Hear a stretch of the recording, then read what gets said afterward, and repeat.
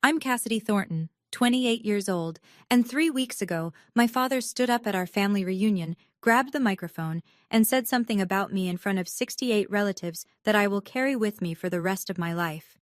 We only have one daughter we're proud of. That's what he said, and he was looking straight at my older sister Brianna when he said it. For 22 years, my family called me the burden. The premature baby who cost too much, the quiet sister nobody defended, the daughter who sat at the end of every table while Brianna got the tuition, the praise, the love.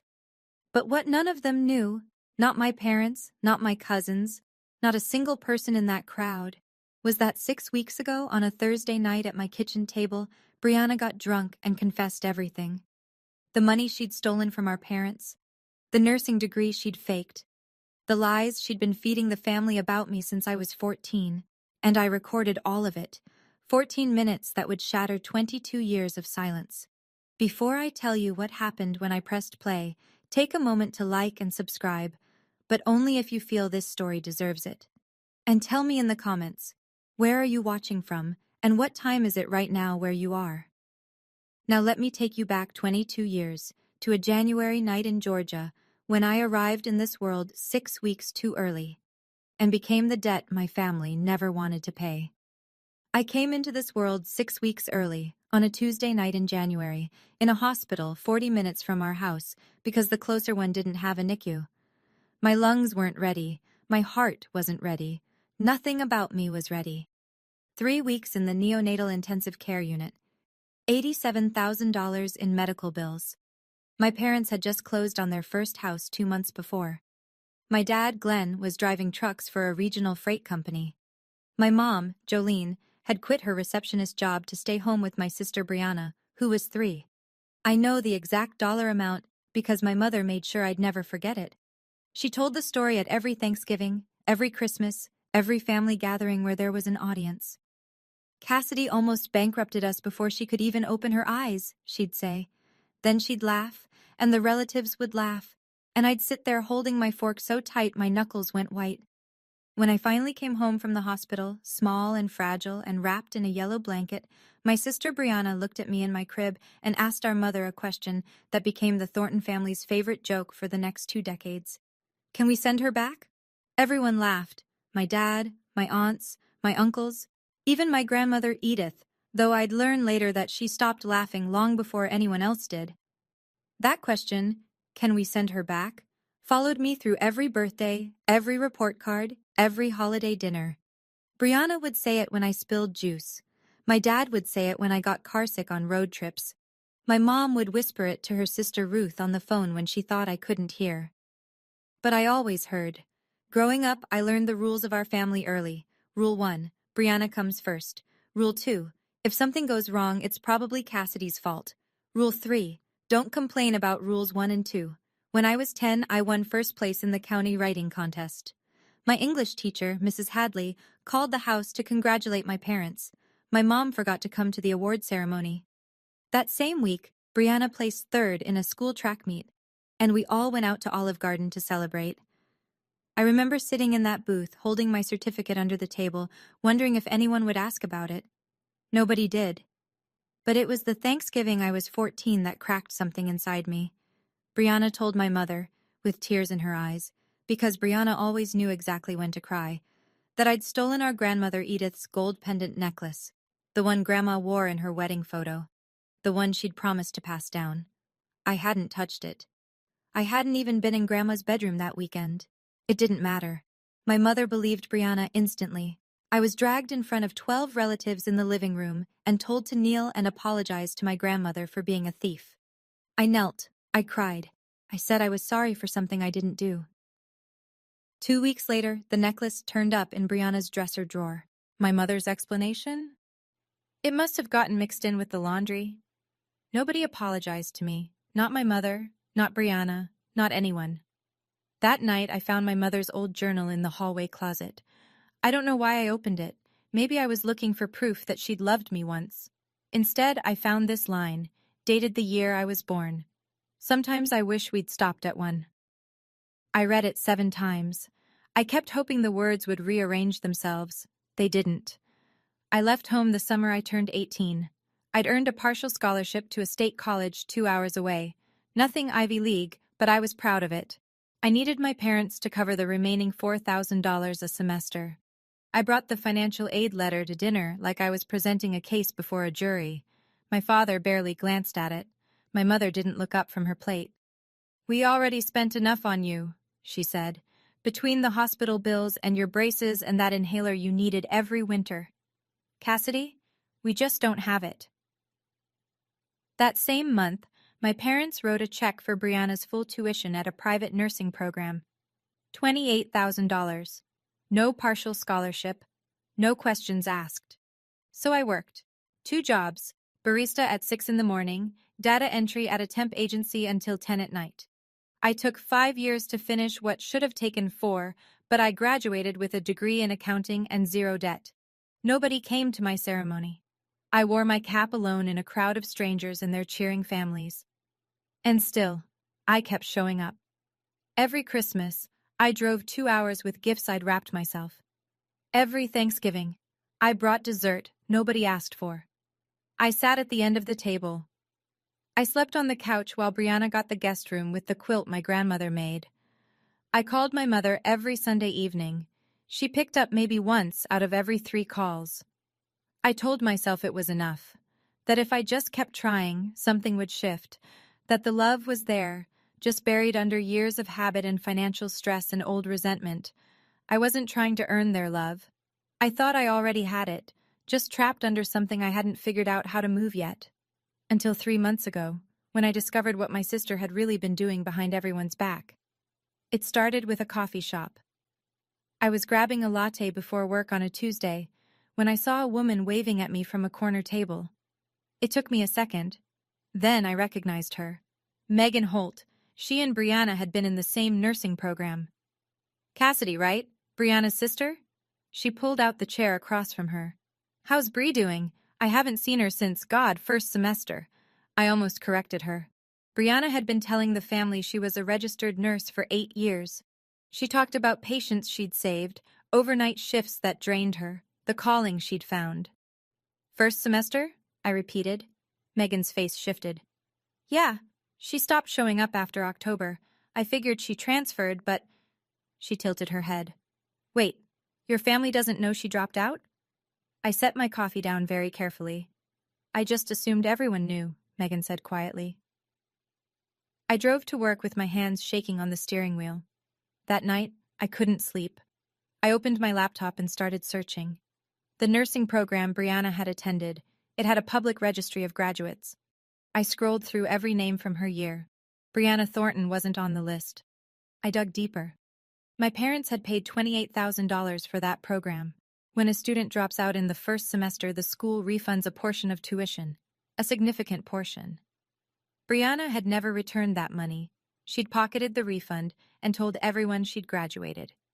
For 8 years, she'd been telling our parents, our grandmother, our entire extended family, that she was a nurse.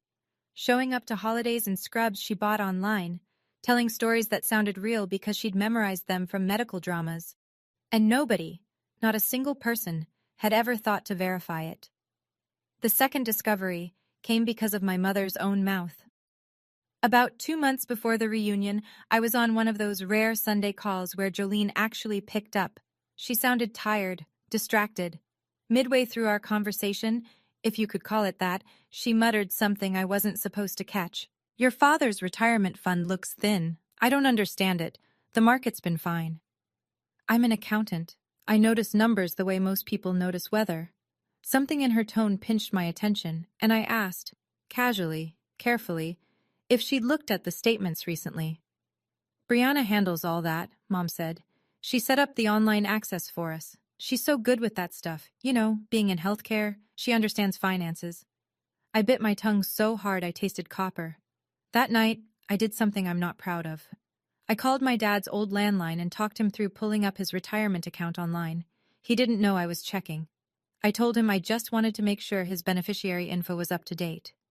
The numbers told a story my family never would. Over 4 years, $40,000 had been transferred out of my parents' retirement account in small, irregular amounts. $2,000 here, $3,500 there, into an external checking account. The routing number matched a bank in Brianna's city. I stared at the screen until my vision blurred. Then I called my mother. I told her, as gently as I could, that something was wrong with the retirement fund, that the money hadn't gone to market losses, that it had gone somewhere specific. She cut me off before I finished. Don't be jealous of your sister, Cassidy. Brianna manages that account because she's responsible, unlike some people. She hung up, and that's when I understood. Telling them privately would never work. Let me be clear about what was at stake. My grandmother, Edith Calloway, was 79 years old. She'd built a life on a beautiful property outside Atlanta, a house she and my grandfather designed together before he passed, a garden she'd kept blooming for 40 years, and enough savings to leave something meaningful behind. She was updating her will. She'd told the family as much, and in the 2 months before the reunion, Brianna had visited Grandma 4 times. 4 times. My sister, who normally managed 1 visit a year at most, was suddenly the most devoted granddaughter in Georgia. She brought flowers. She brought homemade soup, which I later learned she'd bought from a deli and transferred into her own containers. She sat at Grandma's kitchen table and held her hand and talked about her nursing career. My mother told the family, "Brianna is taking such good care of Mom. She's so selfless." I knew what was happening. Brianna was positioning herself. She wanted to be the name on the will, the sole inheritor, the golden child's final trophy. If I stayed silent, 3 things would happen. My parents would lose more money they couldn't afford to lose. My grandmother would be deceived into rewriting her legacy based on lies. And I would lose the last person in my family who had ever truly seen me. I wasn't planning revenge. That word feels too sharp, too clean for what this was. I was trying to protect my grandmother from the same person who'd stolen from my parents, lied about her education, framed me for theft when I was 14, and spent 22 years making sure I never had a seat at the family table. But I needed proof, not suspicion, not accounting spreadsheets. Proof that couldn't be explained away, reframed, or buried under my mother's denial. I needed Brianna's own words. 3 weeks before the reunion, I texted my sister. "Hey, Bri. I know things have been weird between us. Can we talk before the reunion? I don't want it to be awkward in front of Grandma." She replied in 4 minutes. "Sure? Your place?" That should have told me everything. Brianna never came to my apartment. She thought my neighborhood was beneath her. But the reunion was 3 weeks away, and she needed me quiet and cooperative in front of Grandma Edith. A quick visit to pacify the difficult sister, worth the drive. She showed up on a Thursday evening in a silk blouse and designer jeans, carrying a bottle of Pinot Grigio. She hugged me at the door, tight, performative, and immediately started scanning my apartment with that pitying look she'd perfected. "It's cozy," she said. The word dripped. I opened the wine. I poured her glass fuller than mine. I set my phone on the bookshelf behind us, screen down, recording app running. Georgia is a one-party consent state. I was that party. We sat at my kitchen table and I started small. "So how's work? The hospital keeping you busy?" Brianna launched into a story about a patient who'd coded during her shift last Tuesday. She told it with hand gestures, pauses, vocal inflections, the whole performance. She'd always been good at this, making fiction feel like memory. I let her finish. Then I said, as casually as I could, "That's crazy. Hey, I actually ran into Megan Holt last month, your old classmate. She said something kind of weird." Brianna's wineglass paused halfway to her lips. "Megan talks too much," she said. Her voice dropped half an octave. And I knew. The mask had a crack. I didn't push immediately. I poured more wine. I let the silence work. Brianna finished her second glass, then her third. The Pinot Grigio was doing what I couldn't, loosening the bolts she kept so carefully tightened in public. "Bri," I said quietly, "I'm not judging you. I just want to understand. We're sisters." She stared at me for a long time. Then something shifted behind her eyes. Not guilt, not fear, but something worse. Contempt. The kind that comes from believing you're untouchable. "You want to understand?" She leaned back.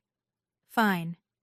And then Brianna Thornton, golden child, beloved daughter, family nurse, started talking. I didn't finish nursing school. Big deal. It wasn't for me. She waved her hand like she was brushing away a gnat. Mom and Dad's tuition money? They owed me that for all the years I had to be the perfect one while you were draining them dry. My chest tightened. I said nothing. You know what I told Mom when you were 14? That you stole Grandma's necklace? She smiled. Actually smiled. I took it. I needed it gone for Thanksgiving so you'd look bad. And it worked. Every single time. She poured herself another glass. Her hand was steady. Her conscience was clear. All I ever had to do was cry. And Mom took my side. Every time.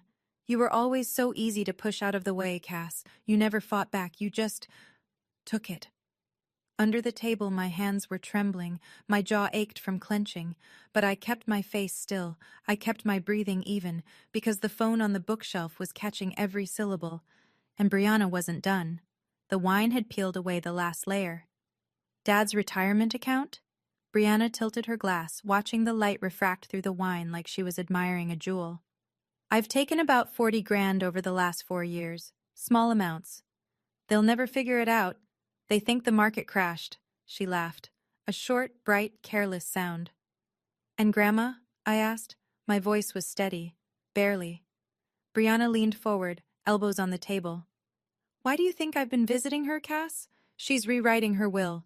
I'll make sure my name is the only one that matters. She held my gaze, and then she said the thing that sealed everything. And you? You'll get nothing, just like always. She set her glass down gently. Because in this family, I'm the daughter. You're the bill. You're the bill, not the burden. The bill, like I was a debt they'd never wanted to pay. Brianna yawned 15 minutes later and fell asleep on my couch with her shoes still on. I pulled a blanket over her because even then, even after all of that, she was still my sister, and I didn't know what else to do with that. Then I went to the kitchen. I sat in the dark. I picked up my phone and stopped the recording. 14 minutes and 22 seconds. I didn't cry. I wanted to. But something had shifted in me, something tectonic and irreversible, and crying felt like going backward. I played the recording once from the beginning, just to make sure it was clear. Brianna's voice came through the speaker, sharp and certain. You were always so easy to push out of the way. 14 minutes. That's all it took for 22 years of lies to collapse into a file on my phone. The question was no longer if, it was when and where. Now I'm going to pause here for just a second because I need to ask you something. If you were me, sitting alone in that dark kitchen with 14 minutes of truth on your phone, would you play it privately for your parents? Or would you wait for the one moment when the truth couldn't be swept under the rug? Drop a 1 in the comments for tell the parents, or a 2 for wait for the reunion. And if you're invested in this story, hit that subscribe button, because what comes next is the part I still can't believe happened. Now, back to the story. 2 weeks before the reunion, I made a phone call that changed everything.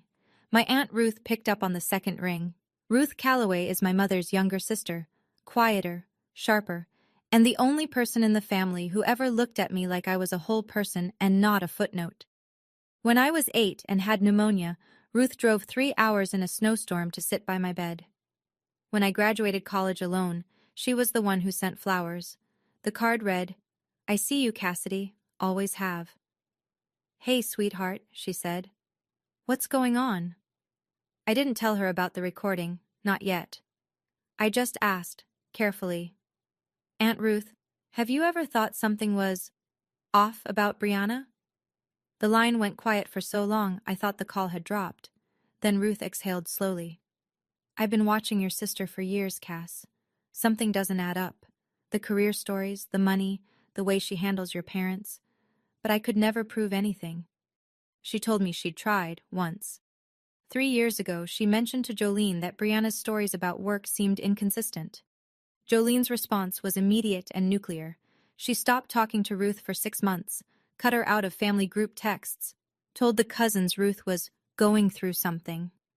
Your mother will destroy anyone who threatens Brianna's image, Ruth said, including her own sister. I closed my eyes. Aunt Ruth, are you handling the slideshow at the reunion? The projector setup? I'm doing the tech for the family photo montage, yeah, why? If I needed to connect a phone to that projector, would that be possible? Silence again. Then, it's just an HDMI adapter. Cassidy, what are you planning? I might have something the family needs to hear. She paused. I could hear her breathing. I don't know what you have, she said finally. But I trust you. I'll make sure the equipment works. 10 days before the reunion, a handwritten envelope arrived at my apartment. The stationery was cream-colored, the handwriting shaky but deliberate. My grandmother Edith's. She still wrote letters by hand. She said email was for people in a hurry, and she'd earned the right to take her time. My dear Cassidy, the letter read, the reunion is July 19th. I want both my granddaughters there. I want to see your face. Please come. Love, Grandma. I held that letter against my chest like it was something fragile. 20 minutes later, my phone rang. Mom. You got the invitation, Jolene said, not a question. I did. Good. Now listen. Her voice shifted into the tone I knew by heart, the managerial tone, the one that made instructions sound like favors. You're invited, but behave yourself. Brianna is giving a speech about her nursing career, and your father is saying a few words. Just sit and smile and be grateful you're included. I gripped the phone tighter. I'll be there, Mom. And wear something decent, Cassidy. Last time you looked like you didn't even try. I said nothing. Oh. And Mom is making some big announcements at the reunion, Jolene added, almost casually. Family decisions, important ones. So just don't make it about you. She hung up before I could respond. She always did. I sat on the edge of my bed and read Grandma Edith's letter one more time. Then I opened my closet and looked at the white dress I'd been saving for something I couldn't name. Something that mattered. This was Brianna's stage. My parents had cast the roles. She was the star. I was the background extra who should be grateful for a seat. But I was done with their script. I was bringing my phone and my own story. The night before the reunion, I sat on my living room floor with my phone and a pair of earbuds and listened to the recording one more time. Brianna's voice filled my ears, close and clear and cruel. You were always so easy to push out of the way. I heard myself asking about Grandma, my voice thin and careful. And then Brianna. You'll get nothing. Just like always. My hands were shaking when I pulled the earbuds out. I almost deleted it. I want you to know that. My thumb hovered over the trash icon for 10 full seconds, and every year of conditioning screamed at me to keep the peace, to swallow it, to be the good daughter who never makes trouble. But then I thought about my grandmother's letter. I want to see your face. I thought about my dad's retirement account, bleeding quietly for 4 years. I thought about my 14-year-old self, kneeling on a living room floor, apologizing for a theft she didn't commit. I put the phone in my bag. That evening, I called Aunt Ruth one last time. Is the projector ready? HDMI adapter, external speakers, everything set for the slideshow, she said. Cassidy, whatever you're doing, are you sure? I'm sure. A long pause. Then I'll make sure it works. You just have to plug in. After we hung up, I wrote a letter to my grandmother. Short, honest. I sealed it in an envelope and slipped it into my bag next to the phone. It said, Grandma, I'm sorry if what happens tomorrow hurts you, but you've always taught me that the truth matters more than comfort. I hope you still believe that. I didn't sleep that night, but for the first time in years, I wasn't afraid of what morning would bring. I was ready. The Callaway estate sat on 3 acres of rolling Georgia green, 20 miles outside Atlanta, wrapped in old magnolia trees and a white fence that my grandfather had painted every spring until the year he died. Grandma Edith hosted the family reunion there every 5 years. This one was the biggest. 68 people across 4 generations of Callaways and Thorntons. Long banquet tables draped in white cloth stretched across the back lawn. String lights hung between the magnolias, waiting for dusk. A projector screen stood near the main table, already set up for the family photo slideshow, Aunt Ruth's work. I arrived early. White dress, hair down, phone in my clutch, heart in my throat. Aunt Ruth was adjusting the speaker cables near the projector. When she saw me, she nodded once. Calm, steady. She tilted her head toward the HDMI adapter resting on the edge of the tech table. I understood. The guests filtered in over the next hour. Cousins I hadn't seen in years. Great aunts who pinched my cheeks. Uncle Frank with his booming laugh. Kids chasing each other around the garden chairs. Then Brianna arrived. Red dress, expensive heels, full makeup. She floated through the crowd like a celebrity at a premiere, kissing cheeks, squeezing hands, performing warmth so convincingly I almost believed it myself. She went straight to Grandma Edith and wrapped her in a hug that lasted just long enough for 3 people to photograph it. My parents flanked Brianna like bodyguards. Glenn in his pressed khakis, Jolene in a floral dress, hand on Brianna's shoulder, beaming, the perfect trio. I stood near the back, by the hydrangea bushes, holding a glass of sweet tea I didn't drink. And Grandma Edith, mid-hug with Brianna, looked over her granddaughter's shoulder, found me in the crowd, and gave me a small, sad smile that broke something in my chest. Dinner was served at 6. Fried chicken, collard greens, cornbread, peach cobbler. The Callaway reunion spread hadn't changed in decades. People filled their plates, found their seats, and settled into the kind of warm, loud chaos that big Southern families specialize in. I sat at the far end of the second table. Nobody had assigned seats, but somehow the family geography always pushed me to the perimeter. After dinner, my mother stood up and tapped a fork against her glass. The conversations quieted. Before we do the slideshow, Jolene announced, Brianna has something she'd like to share. Some of you know she's been doing incredible work as a nurse.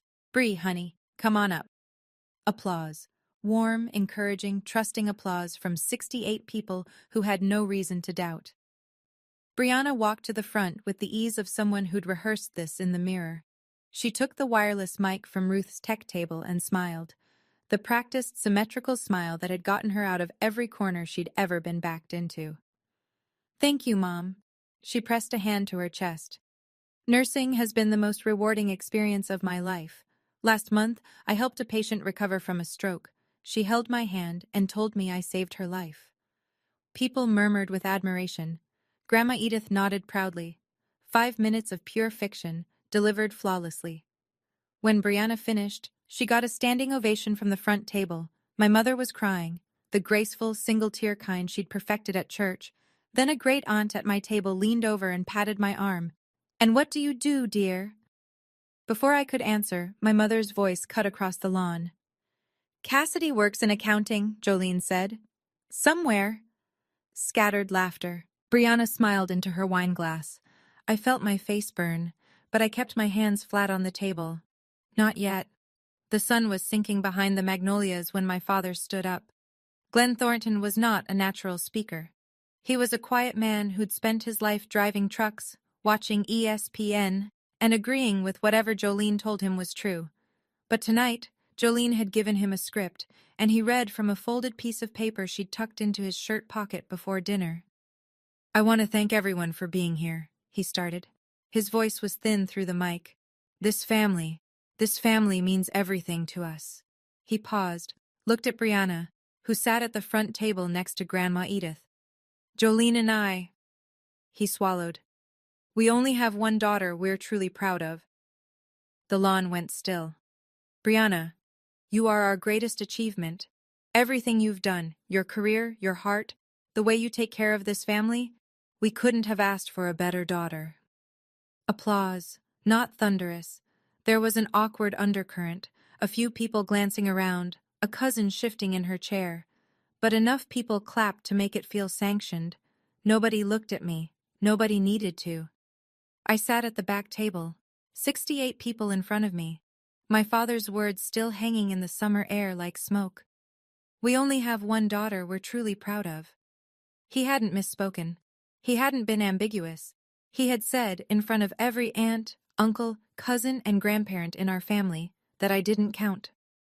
My grandmother Edith turned slowly in her chair, found me, saw the redness in my eyes. Her brow creased with something I hadn't seen from her in years, alarm. I placed my hand on my clutch, felt the hard edge of my phone through the fabric. 22 years. I stood up. I didn't rush. I didn't storm. I rose from my chair the way you rise when you finally made a decision you've been turning over for weeks. Slowly. Deliberately. Like gravity had changed direction, and standing up was the only thing left that made sense. Heads turned. A few cousins whispered. My mother noticed first. Cassidy, Jolene's voice was sharp and low. Sit down. What are you doing? I didn't answer. I walked between the two banquet tables. 68 faces tracked me like I was crossing a stage. The string lights had come on. The air smelled like peach cobbler and fresh-cut grass, and my heartbeat was so loud I could feel it in my fingertips. Brianna watched me from the front table, her wine glass frozen halfway to her mouth. Confusion first, then suspicion, then something I'd never seen on my sister's face before, a flicker of fear. I reached the tech table. Aunt Ruth stood beside the projector, arms at her sides. She didn't ask a question. She didn't need to. She picked up the HDMI adapter and held it out to me. I pulled my phone from my clutch, plugged it in. The projector screen lit up behind me, a white glow replacing the frozen family slideshow. My father stepped forward. Cassidy, this is not the time. Actually, Dad. I looked at him, steady. This is exactly the time. I opened the audio file, 14 minutes and 22 seconds. The timestamp on the screen was visible to everyone. My thumb pressed play. And then Brianna's voice, loud, clear, unmistakable, poured out of the outdoor speakers and across the lawn where 68 members of our family sat in the cooling Georgia evening. I didn't finish nursing school. Big deal. Brianna's real face went white as her recorded voice filled the air. The first thing I noticed was the silence, not the polite kind that settles over a room during a speech. This was something heavier, the silence of 68 people realizing all at once that something they hadn't expected was about to change everything they thought they knew. Brianna's recorded voice rolled out from the speakers like a confession played in a courtroom. I didn't finish nursing school. Big deal. It wasn't for me. Mom and Dad's tuition money? They owed me that for all the years I had to be the perfect one. Someone at the second table set their glass down. The tiny clink of crystal on wood sounded like a gunshot in the quiet. My mother launched out of her chair. She moved toward the projector with both hands raised, eyes wild. Turn it off, Cassidy, turn it off right now! She was 3 steps away when my grandmother's voice cut through the air like a blade. Jolene! My mother froze. Grandma Edith hadn't raised her voice. She didn't need to. 79 years of quiet authority did the work for her. She gripped the arm of her chair and looked at her daughter with an expression I'd never seen on her face. Not anger exactly, but a devastation that preceded it. Sit down. Edith's voice trembled, but every word was iron. I want to hear every word. My mother sat, like a child who'd been caught standing on the table. Brianna was on her feet now, hands shaking, the red dress suddenly too bright against her ashen face. That's taken out of context. She set me up. But the recording didn't care about context. The recording just kept going. Brianna's own voice, cheerful and careless and 3 glasses deep, filling the summer air with truths she never meant to share. By minute 4, the recording had reached the money. Dad's retirement account? Brianna's voice was almost gleeful on the playback. I've taken about 40 grand over the last 4 years, small amounts. They'll never figure it out. They think the market crashed. Recorded Brianna laughed. The real Brianna didn't. My father, still standing near the mic at the front, lowered himself into the nearest chair like his legs had stopped working. The color drained from his face in real time. I watched a man who had stood in front of his family and erased one daughter to praise another, suddenly realize that the daughter he'd praised had been robbing him. That's our retirement, Glenn whispered. But the mic was still on, and everyone heard it. Jolene turned to Brianna. Tell me that's not true. Her voice cracked down the middle. Tell me, Brianna. Mom, I can explain. It wasn't like that. I was going to pay it back. The recording cut her off. Brianna's own voice again, bright and unbothered. Mom believes everything I say. All I have to do is cry and she takes my side. My mother's hand went to her mouth. A sound came out of her. Not quite a cry, not quite a gasp, something between the two that I think only happens when you hear your own manipulation described to you by the person who weaponized it. Around the tables, the reactions rippled outward. Uncle Frank crossed his arms and shook his head slowly. A cousin's wife leaned over and whispered something urgent to her husband. Two of the older aunts exchanged a look that carried 30 years of suspicion finally confirmed. And Grandma Edith sat perfectly still, her hands folded in her lap, listening to every word with the careful attention of someone assembling a verdict. Then came minute 6. And the necklace. "You know what I told Mom when you were 14? That you stole Grandma's necklace?"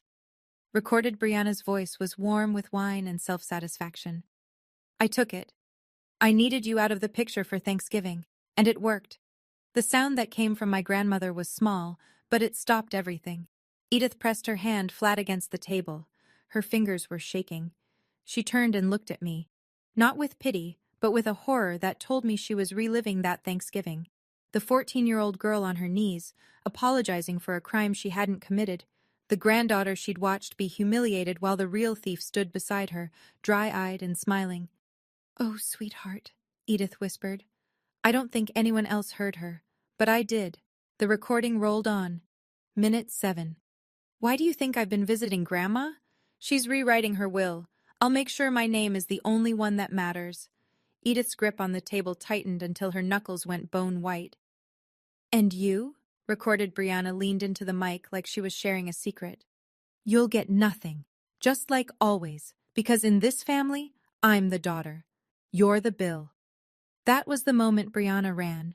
She shoved her chair back with a screech that tore through the quiet. She grabbed her purse, kicked off one heel, and half ran, half stumbled across the lawn toward the garden gate, her red dress catching the string lights. But the estate was 3 acres, the gate was far, and 68 people watched her every step. Cousin Marcus, 24, built like a linebacker, arms folded, was standing by the garden path. He didn't grab her. He didn't speak. He just stood there. And Brianna stopped. Behind her, Grandma Edith rose from her chair. My grandmother walked to the front of the gathering, the way women of her generation do when they've reached the limit of what they'll tolerate. Slowly, straight-backed, with a dignity that makes silence feel mandatory. Someone handed her the wireless mic. She held it with both hands. "I have spent 79 years building this family," Edith said. Her voice shook, but it carried. "And today I learned that the person I trusted most in it has been lying to all of us." She turned to me. "Cassidy." I couldn't breathe. "I owe you an apology." Her eyes glistened. "I watched them push you to the side for years. I told myself it would get better. I told myself your mother would come around. I should have spoken sooner. I should have fought harder for you, and I am deeply, deeply sorry." I pressed my lips together. I would not cry in front of 68 people. I would not. Edith turned back to the crowd. "I will be meeting with my attorney on Monday morning. My will, as it currently stands, will be rewritten." She paused, letting that land. "I want every person here to know why." The lawn was so quiet, I could hear the cicadas in the magnolias. "Not because of money," Edith continued, "because trust, once broken, has to be earned back." She looked at Jolene, who sat motionless in her chair, mascara streaked, then at Glenn, who stared at his hands. "And some of you have a lot of earning to do." At the edge of the garden, Brianna stood frozen, one shoe on, clutch pressed against her chest, tears running down her face. I stood beside the projector, phone still connected, recording ended. I hadn't said a single word since pressing play. I didn't need to. The truth had said everything for me. I want to stop here for a moment, because this part still sits heavy with me. Do you think my grandmother did the right thing? Or was it too much, announcing it like that, in front of everyone? Drop justice in the comments if you think she was right.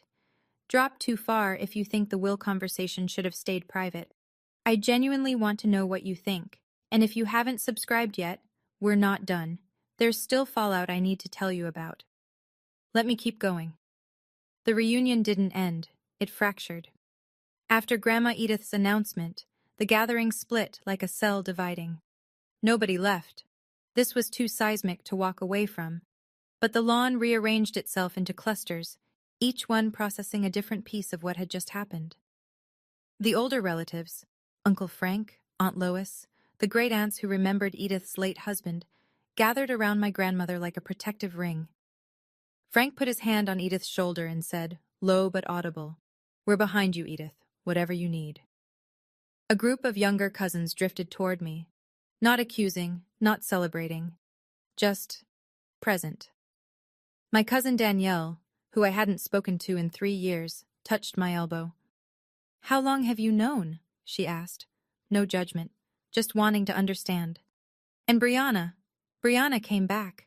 She walked across the lawn with mascara streaked to her jawline and her voice pitched in that exact register she'd used her whole life to escape consequences. "That recording was manipulated," she said to anyone who would listen.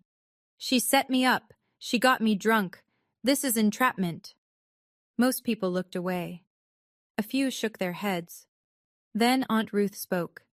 She'd been standing quietly by the projector table the entire time, arms folded, watching. Now she stepped forward. "Brianna," Ruth said, calm as a lake, "I've had my doubts about you for 3 years. I told your mother, and she cut me out of the family for it." She looked around the lawn. The recording just confirmed what I already knew. Jolene, silent until now, turned on me. Her voice was raw. "How could you do this to your family, Cassidy?" I looked at my mother. 22 years of swallowed words sat in my throat. "I didn't do this, Mom. Brianna did. I just stopped hiding it." I found a quiet spot at the edge of the garden, near the stone bench where Grandma used to read to me when I was small enough to sit in her lap. The party noise was behind me. Fragments of urgent conversations, someone's child asking why Aunt Brianna was crying, the clink of dishes being cleared by people who needed something to do with their hands. My father found me there. Glenn stood a few feet away, hands in his pockets looking at the ground. His eyes were swollen. He didn't look like a man who'd just given a speech. He looked like a man who'd just had one given to him. "Did I really say that?" His voice was hoarse. "That we only have one daughter? You said it in front of 68 people, Dad." He winced like I'd touched a burn. "Your mother, she wrote those words. She put the paper in my pocket and told me what to say. And you chose to read them." He didn't argue. He didn't deflect. He just stood there, absorbing it, the way a wall absorbs a hit. "I'm sorry, Cassidy." His voice broke on my name. "I don't know how to fix this." I looked at him for a long time. This man who'd driven trucks for 30 years, who never spoke up at dinner, who let his wife and eldest daughter write the rules while his youngest daughter paid the price. He wasn't a monster. He was something almost worse, a bystander who loved me quietly and never once let that love be loud enough to matter. "I'm not asking you to fix it right now, Dad." I said it gently, not because he'd earned gentleness, but because cruelty had never been my language. "I'm asking you to stop pretending I don't exist." He cried. I'd never seen my father cry in 28 years. There was no hug, no resolution. Just 2 people standing in a garden, learning how to start from the wreckage. I was sitting on the porch steps when Grandma Edith came and lowered herself down beside me. She moved carefully. Her hip had been bothering her for months. But she refused my hand and sat on her own terms. For a moment, neither of us spoke. The evening had turned blue-dark. Fireflies blinked over the back lawn where, an hour ago, everything had changed. "You held on to that recording," Edith said. Not a question. "You could have used it to hurt her weeks ago, but you waited." "I almost didn't play it, Grandma. I almost walked out." "But you didn't." She reached over and took my hand. Her skin was thin and cool, but her grip was firm. "And I'm grateful, because I almost gave everything I have to a liar." I shook my head. "I don't need anything from your will, Grandma. That's not why I—" "Hush." She squeezed my hand. "This isn't about what you need. It's about what you deserve, and about what's right." She looked out at the garden where the string lights swayed in the evening breeze. The guests were beginning to leave. Slow, quiet goodbyes instead of the usual boisterous Callaway farewell. "I'm meeting my lawyer Monday," she said. "Brianna's portion will go into a trust. She can access it when she pays back every cent she stole from your parents and gets honest about her life. Not before." Then she told me something that knocked the breath out of me. I put your name in my will 30 years ago, Cassidy, when you were born. Your mother asked me to remove it when you were 6. She paused. I refused, but I stopped talking about it, to keep the peace. She looked at me with wet eyes. I should never have kept quiet. Quiet is how this family got here. 1 week after the reunion, the fallout wasn't slowing down. It was compounding. Brianna tried the social media route first. She posted on Facebook. My own sister stabbed me in the back at our family reunion. I've never felt so betrayed. The post got 11 likes, all from friends who hadn't been there. Then cousin Marcus commented, "We all heard the recording, Brianna. You stabbed yourself." 27 people liked his reply. Brianna deleted the post within the hour. The family group chat went through a seismic shift. Brianna was removed, not by one person but by a quiet consensus. Danielle simply created a new chat and didn't add her. Nobody objected. My father called me on a Tuesday evening. It was the first time in my life he'd dialed my number without Jolene prompting him. "I pulled up the retirement account statements," he said. His voice sounded 10 years older. "She took more than we thought.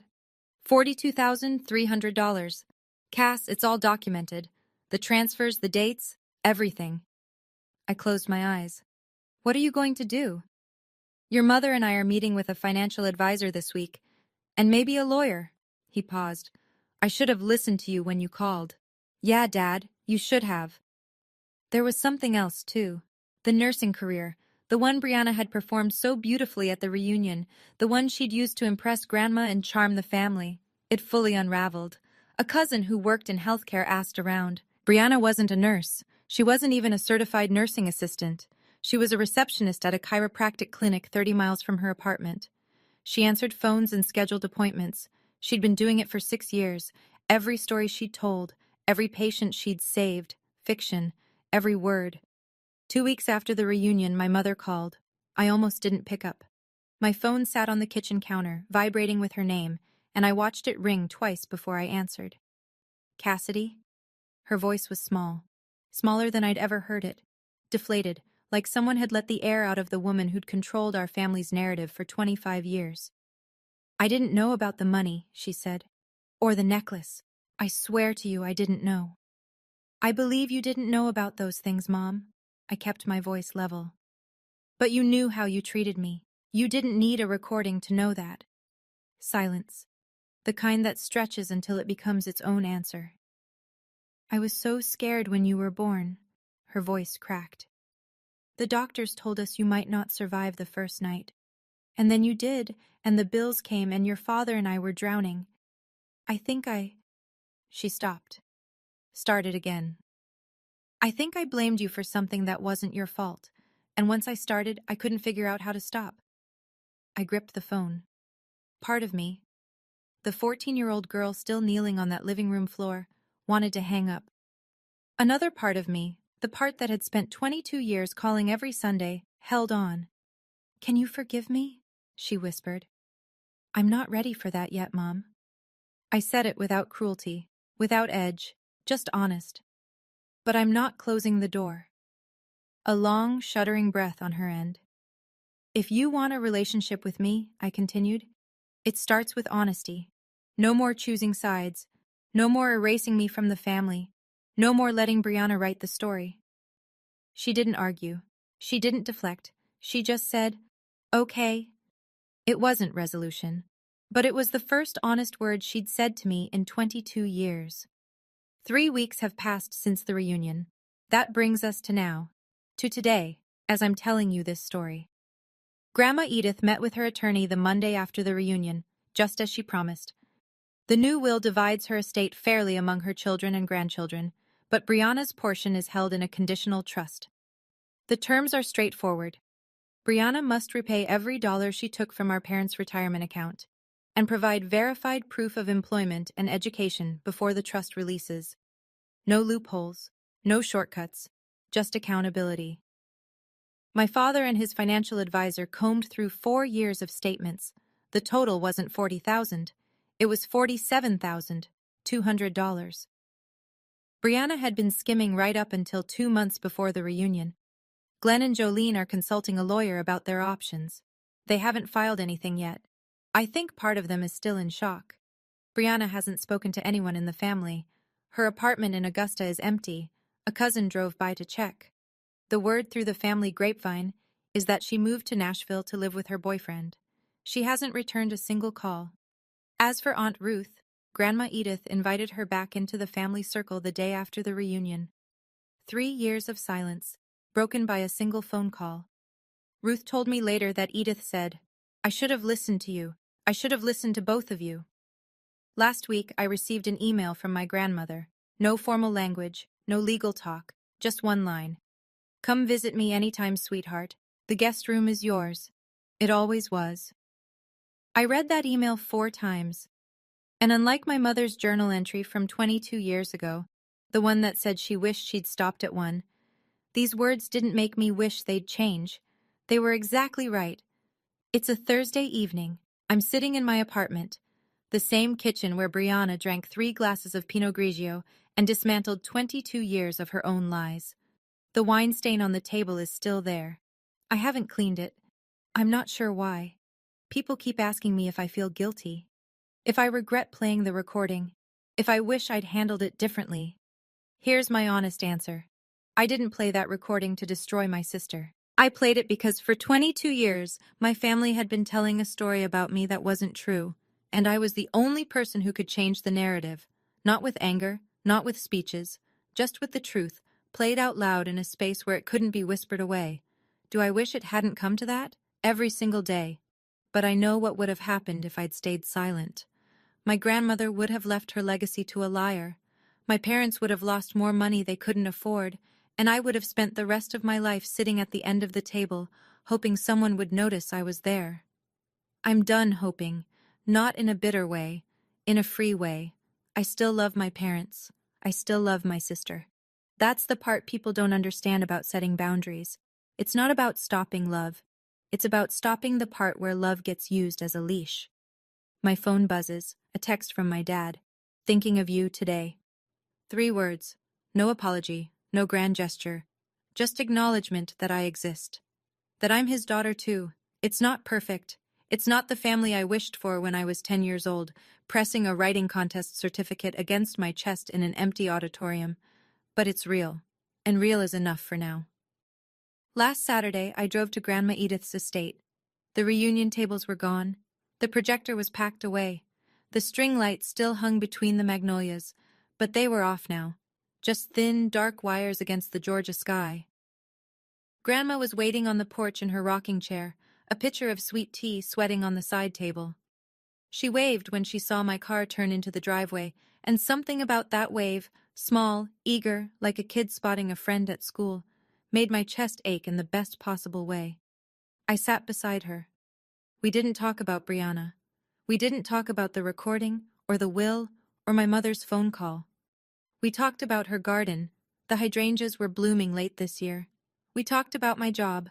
I'd been offered a small raise, and she clapped her hands like I'd won an Oscar.